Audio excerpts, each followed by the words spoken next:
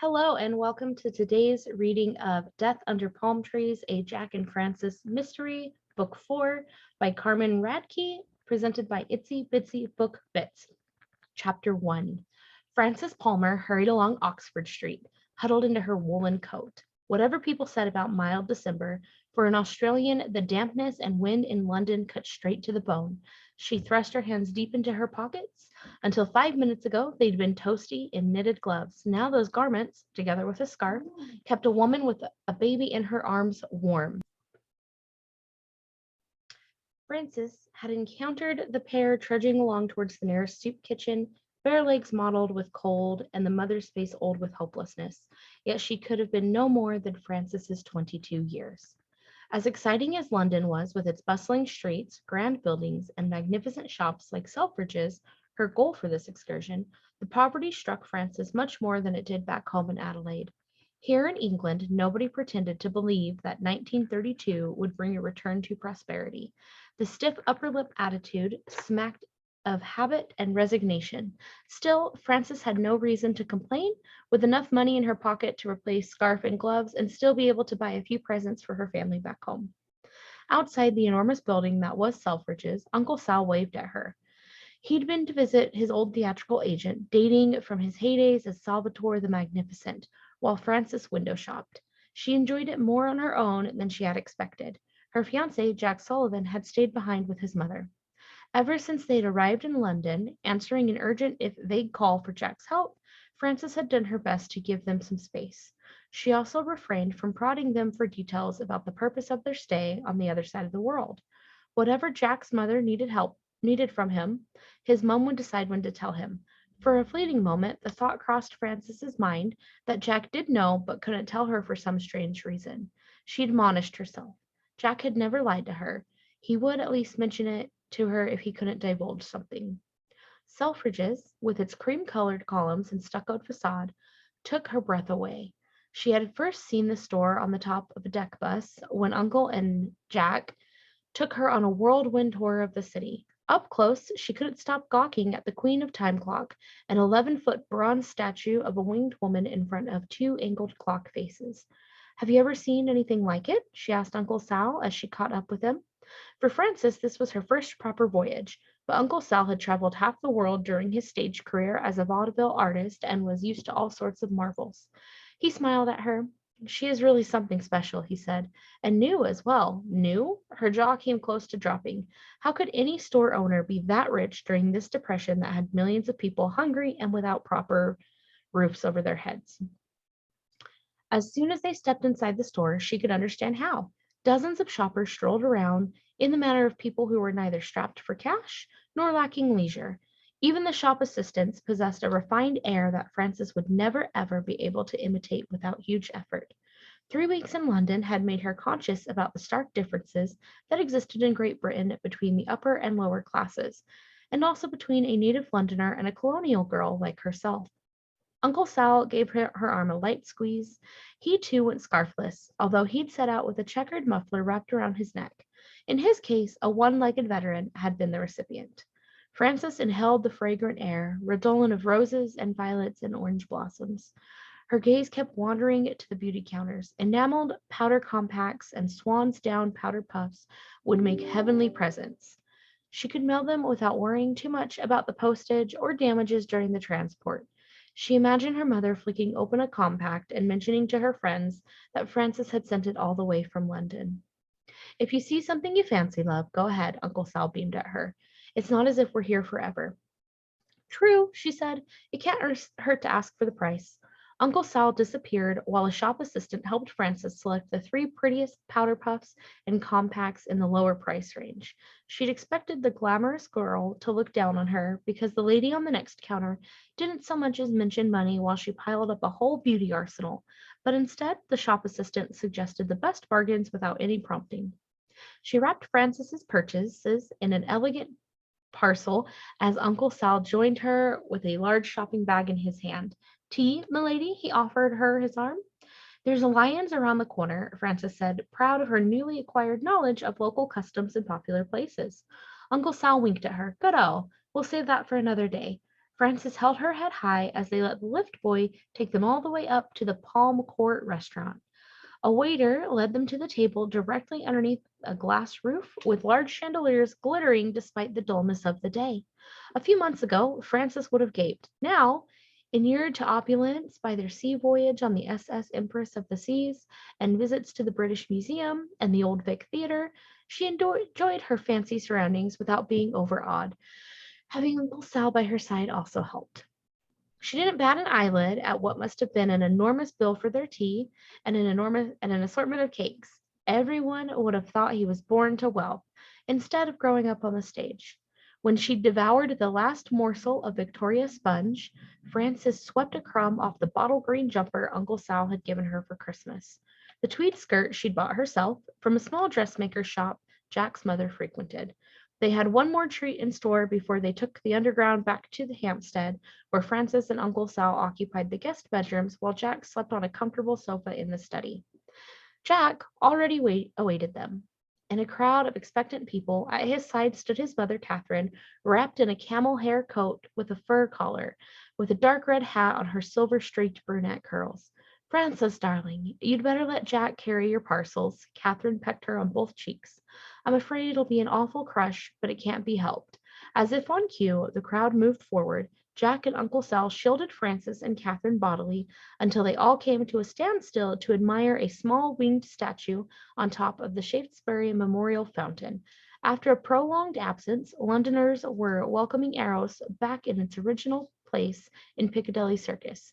For 9 years it had stood in the Embankment Gardens, while under their feet an underground station was being built. Frances's heart drummed faster, but if she was honest, that had more to do with Jack's presence than the return of the statue, beautiful as it was. Shall we let others have our spot? Catherine asked. There'll be plenty of occasions after you return to visit Piccadilly Circus, and at least you can say you were here on this special day. Splendid idea. Shall we take a taxi? Jack stepped out onto the street and beckoned to chauffeur. During their ride, Frances had to stop herself from pressing her nose against the window. Everywhere she looked, there was something else to catch her attention. She wondered if Catherine ever got used to the wonders of London, that not even the long lines of people outside the soup kitchens or the beggars with their handwritten signs could diminish.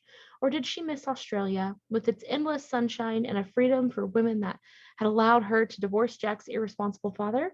In England, she'd still have been married to him instead to Charles Parr, a man who adored her and had welcomed Jack, Frances, and Uncle Sal with open arms. She'd purchased a jar of honey for him. Tomorrow, Frances, Jack, and Uncle Sal were due to travel to the south of France to spend a fortnight with friends they'd made on their voyage over.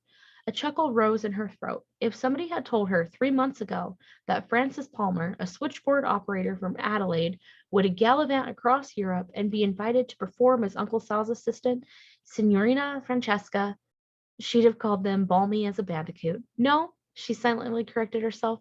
Here in the heart of the empire, she'd have called them daft. But anyway, here she was, riding through London and bound to attend a New Year's party in Nice.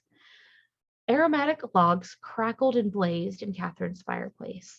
The upper floor of an Edwardian terrace where the Parrs lived, in what they called a maisonette, possessed a small morning room they also used for the meals, but in the afternoon it no longer received any sunshine. The spacious living room, with its large open fire, upholstered furniture, and a Christmas tree festooned with glass baubles, tinsel, and tinfoil birds, was by far the cheeriest place to have their afternoon tea, and it saved them from having to heat another room.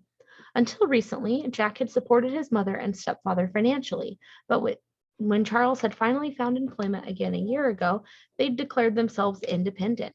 He'd worked long hours, but today he had been able to join them for their tea and contentedly warmed his hands in front of the fire. His dark hair thinned at the top and wire-rimmed spectacles gave him a bookish appearance, but he possessed a dry wit that made him memorable despite his quietness. Frances had taken to him at once. At one side of the room stood a baby grand piano, which Uncle Sal played in the evening. Frances had been surprised by both his delight and his talent. When they were back home, she'd see if they could afford an instrument of their own, or he could play during the closing hours at the Top Note, Adelaide's best nightclub, which Jack had opened in 1928. It enabled him to look after his family financially and to take care of a dozen or so men who'd served under Captain Jack Sullivan in the Great Stoush. Childhood pictures of Jack and his sister, who now lived in New Zealand with her new husband, stood on the mantelpiece. On the wall hung a portrait of her. Jack had painted it as a Christmas present to his mother. Catherine kept her gaze fixed on her daughter's likeness with a mixture of longing and pride as they drank their tea. Her husband put a sympathetic hand on her sleeve, and she gave him a brave smile that tugged at Frances's heartstrings. It must be hard to be separated by such a long distance, she thought, and to have a son-in-law she only knew from photographs and through letters. No wonder Jack had wanted his mother to meet Frances before they got married. She thought of her own mother and how difficult it had been for her to have her son and his family living up in Queensland, more than 1,000 miles away from Adelaide. Yet compared to the distance between England and New Zealand, they almost lived within cooey of each other. Catherine had taken off her shoes and warmed her toes by the fire. A shawl around her shoulders protected her from any draught. She had recently recovered from a cold, and Jack had reminded her to be careful. Her stillness and pensiveness struck Frances as unusual, so much had she grown accustomed to Catherine's quick wit and constant good humor. Is something wrong? Jack said. If you want me to, I'll stay, and Frances and Uncle Sal can travel on their own to Nice. Gosh, no. Catherine smoothed her curls in a gesture much like her son's. She also had his blue eyes, but where his were deceptively sleepy, hers sparkled with a fire untouched by age. You go and have fun. Are you sure? Jack sat on the arm of her chair and wrapped his arm around her. She leant her head against his shoulder. You still haven't told me what you need my help with. Absolutely sure, Charles chimed in. Your mother's happiness is my responsibility, dear boy, and you've already done more than your share. You go and look after your bride and Uncle Sal.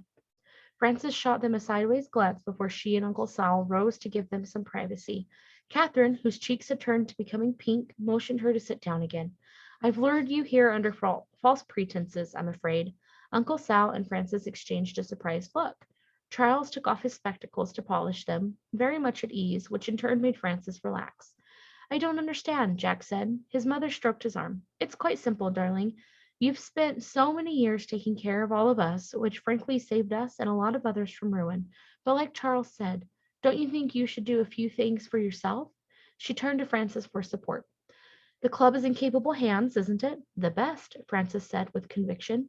Thanks to the wonders of airmail, they received weekly information about the well-being of both Top Note and their friends.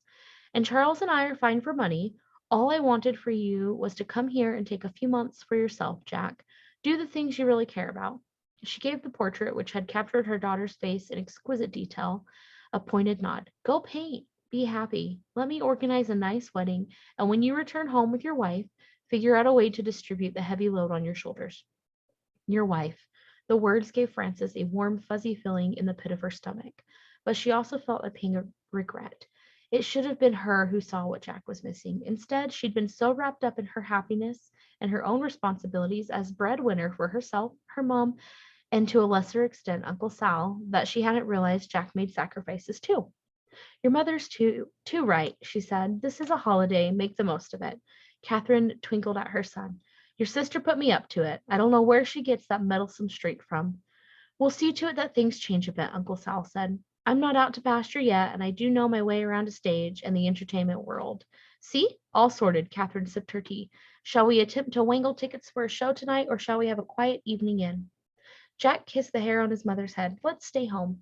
Excellent. I'll just arrange for our dinner. Catherine rang a bell to summon the elderly maid, who also did the cooking and was the only servant the Parrs had. She went home in the evening, only to be back in order to serve them morning tea at 8. Frances's upbringing had at first demanded that she make her own tea, but she had caved to silent reproaches from the maid. In truth, she didn't put up much reluctance. She enjoyed being spoiled for a while.